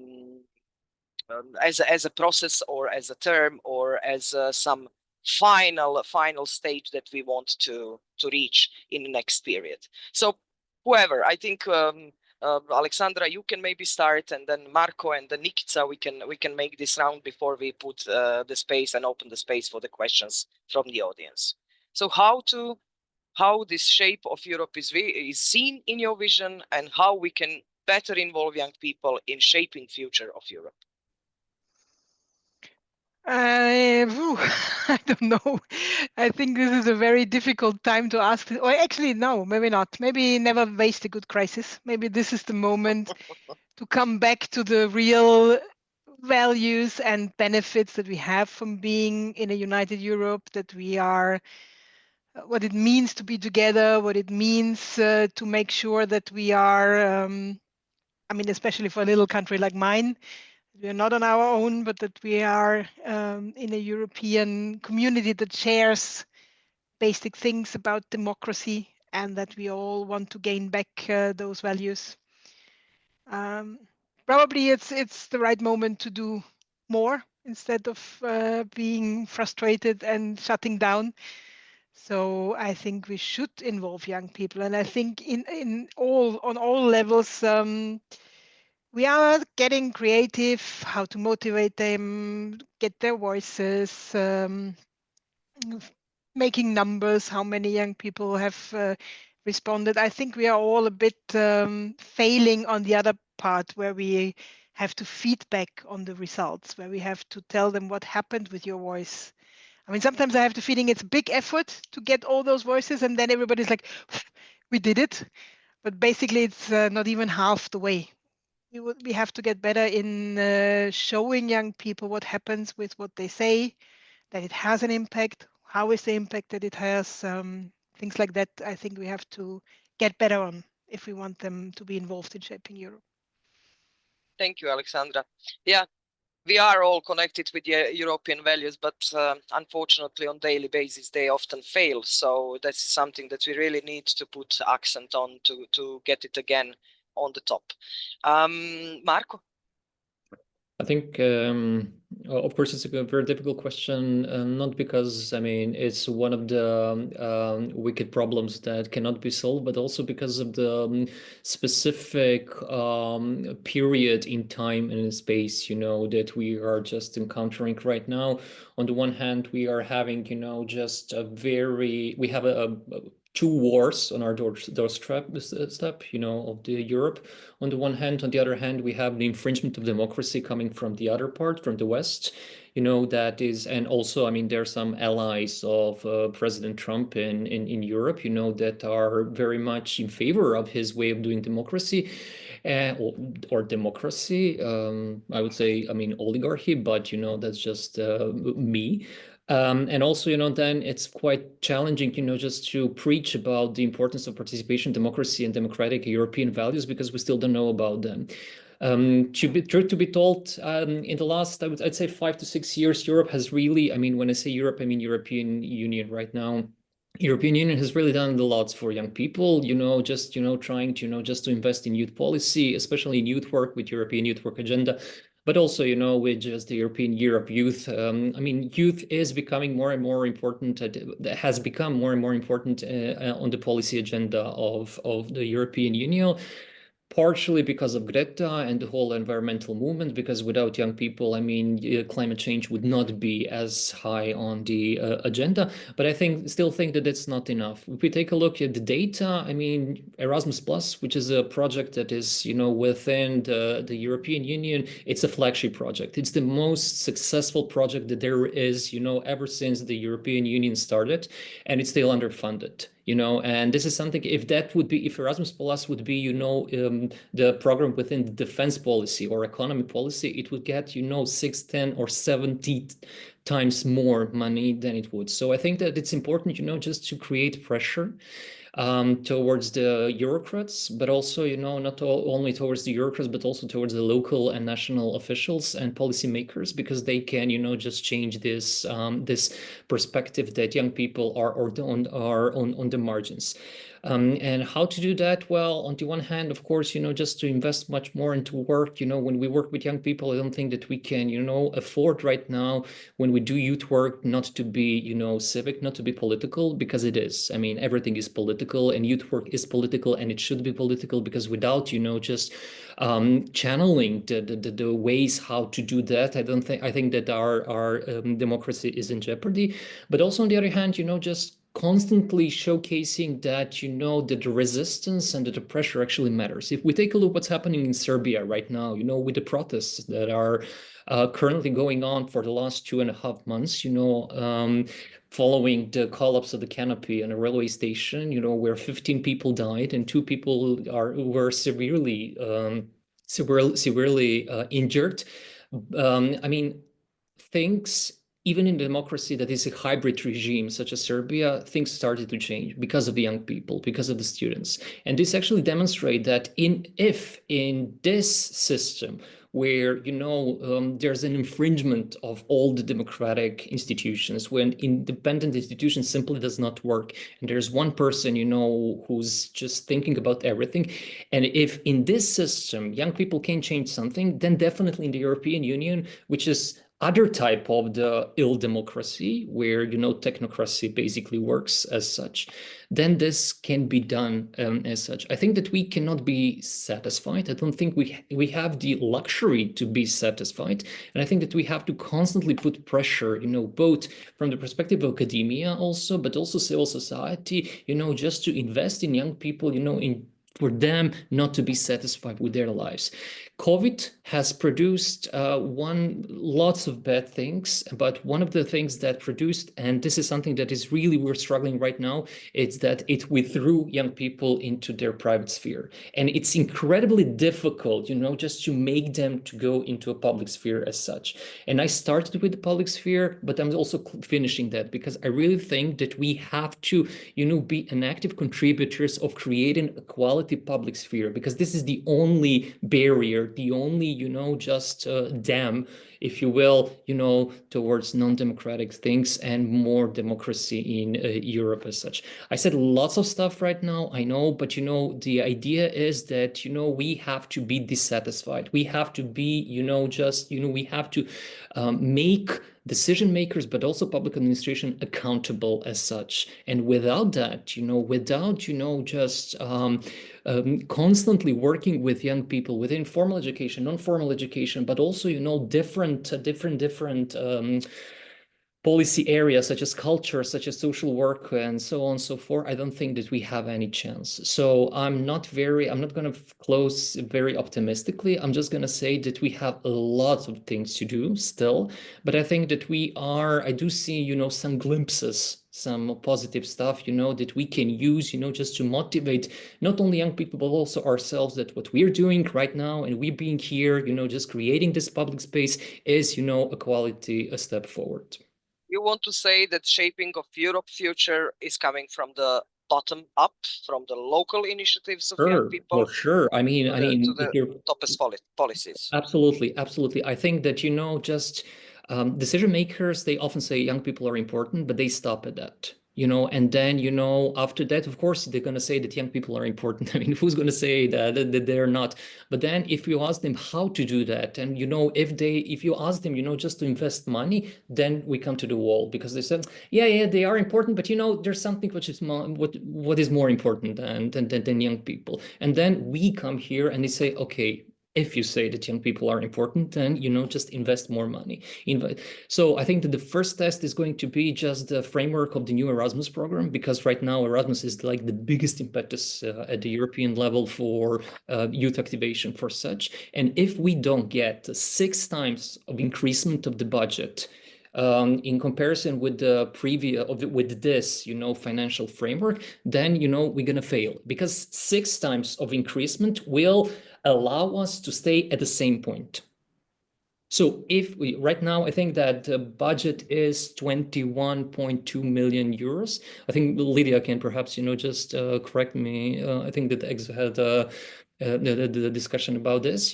If we increase only for 6 times, we're going to stay at the same point where we are now. If we want some kind of quality development, it has to be more than 6 times. And I think that this is something that youth workers have to, just be aware. And they have to work with young people for them to understand that it's about not their future, but their presence and their future. So yeah, I mean, we'll see what will happen. And I just hope that, we won't be silenced by the proliferation of different policy documents, declarations, resolutions, and this kind of stuff, because that at the end doesn't work. I mean, declarations are cool, resolutions are nice, but the question is, where's the money? And I really don't want to be, very reductionist when it comes to, just economy and this kind of stuff. But without money, without investment in education, both formal and non-formal, I don't think that we have a chance to fight undemocratic trends that we are facing with. Thank you, Marco. Maybe it doesn't support our positive attitudes in this meaning, but at least it's realistic, and positive attitudes also start with some understanding and being aware about reality, and then having the vision of the changes. So thank you very much for this input. And Nikice, before we put the questions or open space for questions from the audience, what do you think? What does the young people need as a support to be really progressive and to be relevant for shaping Europe in future? Yeah, I'm going to talk as a practitioner, and it is connected to what Marco and you mentioned. In the future, I'm going to work more and more local and more in smaller communities. Why? Because it's very hard to fight this preconception that participation doesn't matter, because we are saying participation matters, but young people are coming, and with the experience, with all the stuff that they learn informally, so to say, in everyday life through their parents, their peers, their neighbors, the media, that participation actually does not matter. And that's really hard to fight all the time against that, and to try to give this other perspective. So what our aim is to put out in the community as much good examples as possible, so that in the future young people informally, before we even tell them something, learn that participation matters. That's why we are now going to rural areas, because in cities, within this cacophony of all the activities and stuff that is happening in every city, that can be lost. But you can go to some rural area of 1,000 citizens, and you can really try and make a change, because there it will be visible. 3 or 4 or 5 youth-led activities in such a small rural areas will be groundbreaking.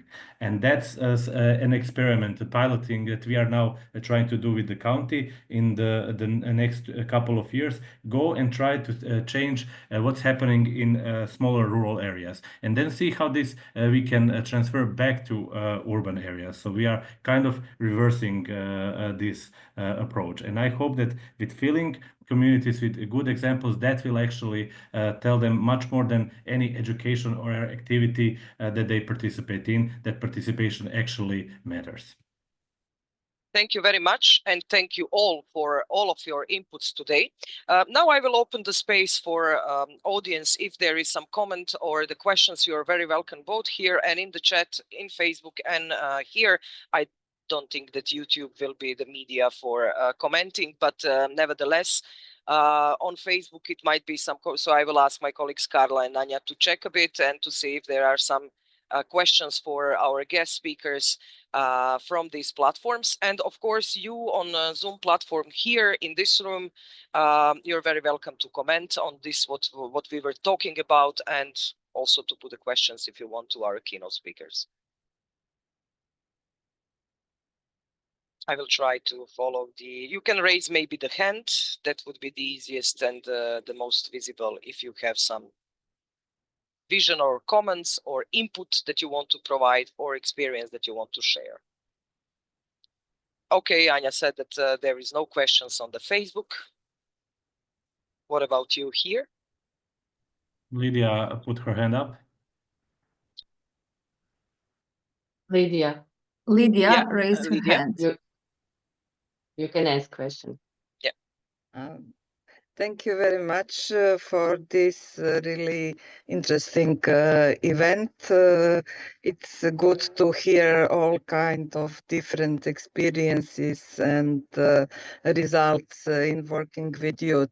I would agree that it's very important to involve and make youth interesting in participation in defining all kinds of policies. And I have actually 2 questions for our panelists. One is about maybe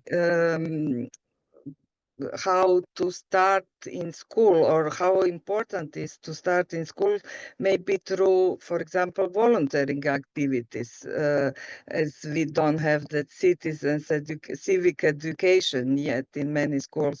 So through volunteering, it can be maintain interest for participation. And second question is in regards to new tools for participation, because we know that young people are not so interested in classic ways of participation, but we have digital tools like crowdsourcing platform and so on, how they see these possibilities. Thank you. Do you want to address to someone specific the question, or it's in general? So Ne, nije bitno. Kogod želi, hvala. Okay, so any of you, maybe comments? Maybe I can take the school question.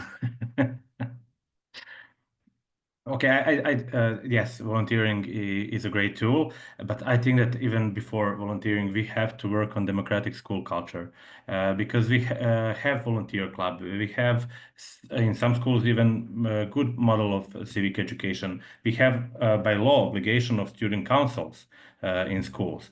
So it's not only about the content, it's about the culture of the institution where that content is conducted, because all of these activities can be very relevant, or they can be very shallow, very formal.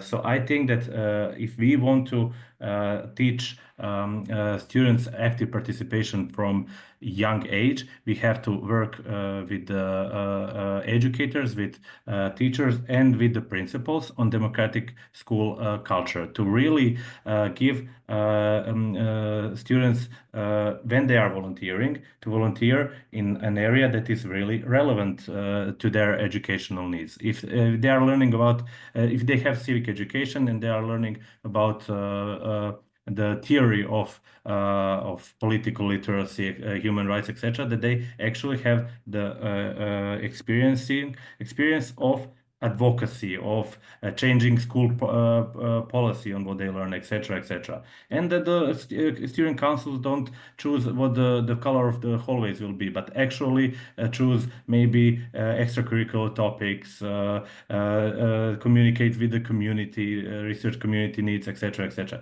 So democratic school culture for me is the basic topic that we should all start from. And these are only content and forms of activity that are going to be supported by a good democratic culture, or they will not be if there is no democratic culture in school.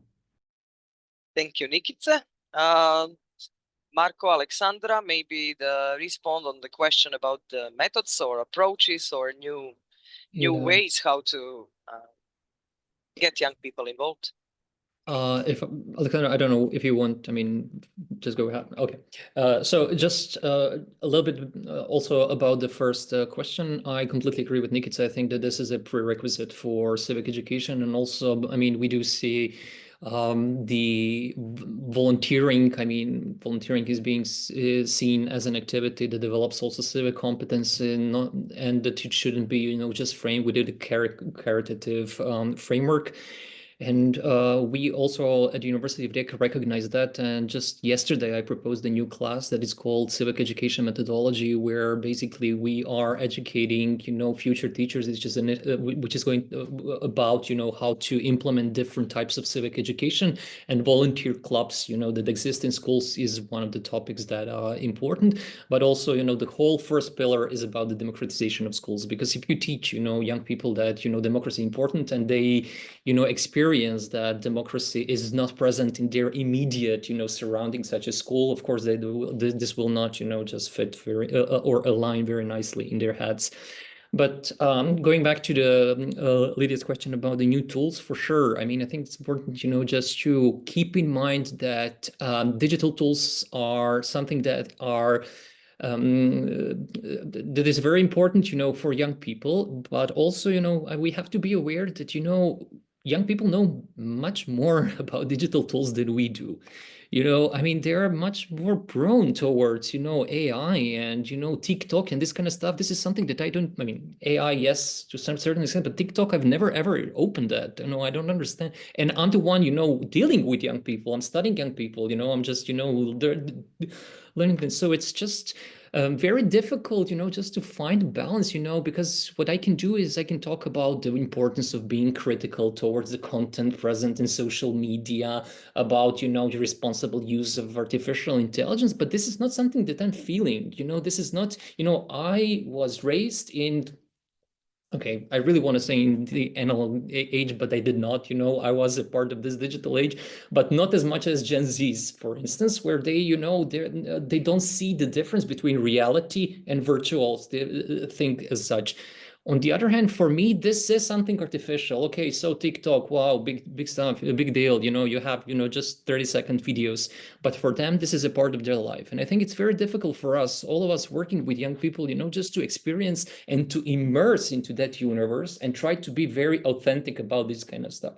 So what we are doing is we're saying, okay, don't, you know, be aware that there are dangers when using social media and so on and so forth. But I think that, you know, stuff is going, these things are going to change when the Gen Zs become youth workers and or teachers as such, because then they will be much more authentic than me, Nikica, or Irena, you know, working with young people. I'm not saying that we're doing a bad job. I'm just saying that we cannot comprehend that what's happening. But on the other hand, we have to, you know, we have to be, you know, on board with all the digital and technical stuff that are happening.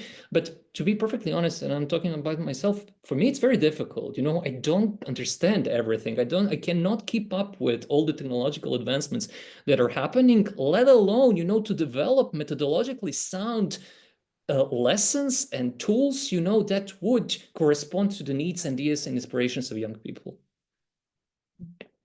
Super. Thank you, Marco. Alexandra, yes, please. Yeah, just one very quick response to what has been said. I mean, I totally agree with the democratic school systems. We see that a lot these days, that young people are saying, what are you talking about if this is not even in our own environment? And about the TikTok and the online tools, so we have a very good social, he's calling himself online street worker. And recently I've seen a talk of him saying, you can all be critical about TikTok, you can all tell me it's bad and it's full of risk and so ever, but what you cannot do is you cannot leave the young people alone there. So get your accounts and go for it and dive into it, because we have to. It's their world, it's all combined. We cannot just leave them alone on those platforms. Exactly. Yes, there are a lot of other things that we need to learn from, and also to change if we want to have perspective future in Europe and also of Europe, and also young people involved in it.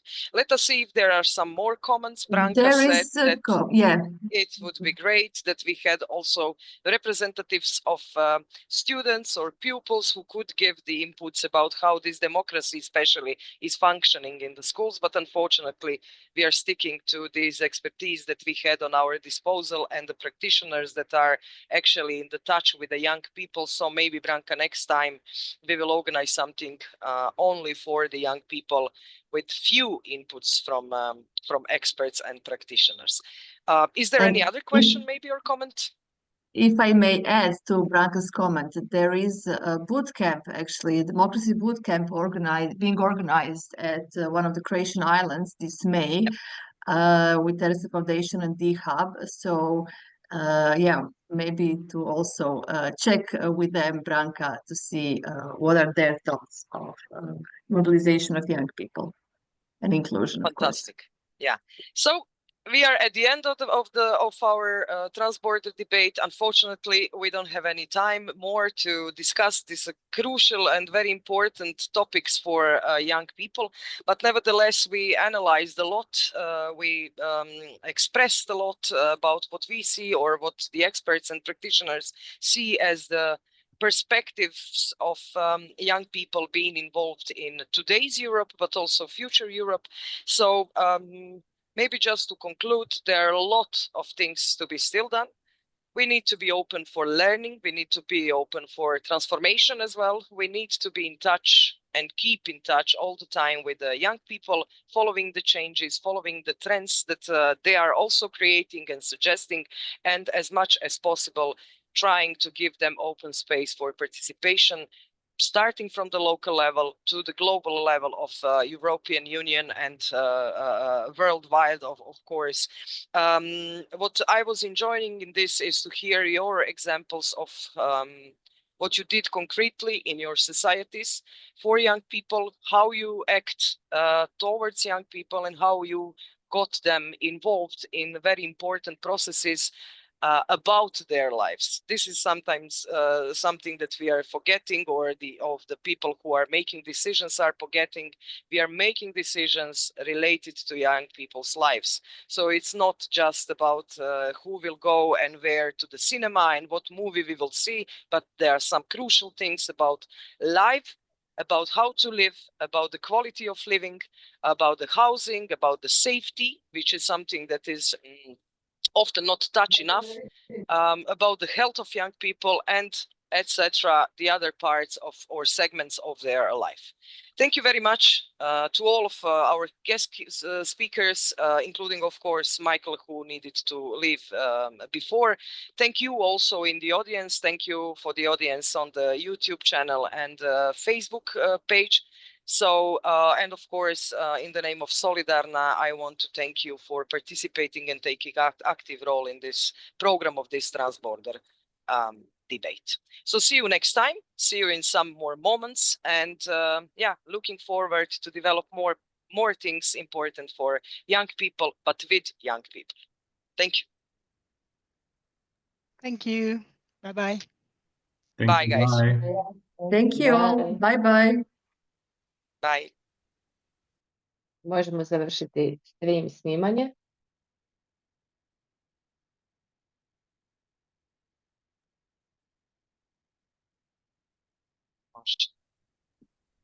Hvala. Thank you all. Hvala svima. Ćeš da ostanemo ili? Pa možemo malo ostati. But now Aleksandra went, ja? Mhm. Možemo ostati malo, ali sad nam je ona Samo- otišla. Sačekajte, još ide stream, ide live. Mhm. Samo da ugasimo to.